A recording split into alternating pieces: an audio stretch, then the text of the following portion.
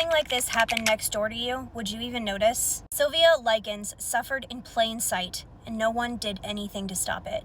Imagine being tortured for months by the person who's supposed to protect you the most. This case might be the most disturbing that you will ever hear. She was 16, she was quiet and shy, she loved her sister, and she just wanted a good life. Her parents were carnival workers, and they left Sylvia and her sister in care of a woman named Gertrude. They paid her $20 a week to keep these two girls safe. At least that's what they thought. They were horribly wrong. When money came in late, Gertrude snapped, and usually at the girls. At first it was yelling, and then it was beating, but then Gertrude set her sights on Sylvia, and that became her everyday thing.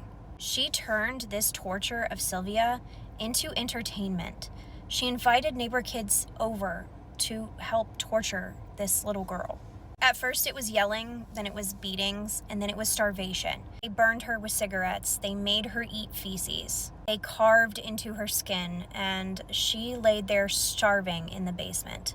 What could she have been thinking? Starving, alone, naked, in a basement, just waiting for another form of torture. Sylvia's little sister, Jenny, who had polio, was forced to watch the whole thing and not be able to do anything. Later, Jenny said that she was so scared that she was going to get it too, that she just had to watch and do nothing. Imagine being that little girl, watching your sister be tortured to be unalived and not be able to do anything, and knowing that you might be next. Sylvia even tried to escape. She tried to make it to the front door, but she collapsed. By the time that she finally unalived, she had over 150 wounds. Her last words were, "I'm not going to make it," and she was right. Gertrude tried to fake that she ran away, even by using a note, but police could see right through this. Jenny whispered to them, "Get me out of here and I'll tell you everything." What came next stunned the whole nation. Gertrude was arrested, and not only her teenage daughter, and a couple of teenagers in the neighborhood. Gertrude got life in prison. But guess what? She was paroled. She changed her name and she lived free. She never even showed remorse for what she did. Sylvia was failed, not only by her parents, by the system, and by the neighborhood that she lived in, because everyone stood by and just watched.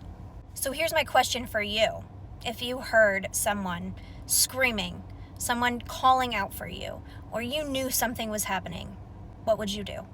This is a story that proves that humans really are evil, and the bystander effect is real. We need to do more for kids in situations like this. We need to do more for kids in general, because they are the voiceless. Sometimes they can't speak up, just like Sylvia and Jenny. Share this story in hopes of changing a system that is flawed from the inside out. And as always, like, share, and comment what you think of this case. And follow me for more, because I post true crime content daily.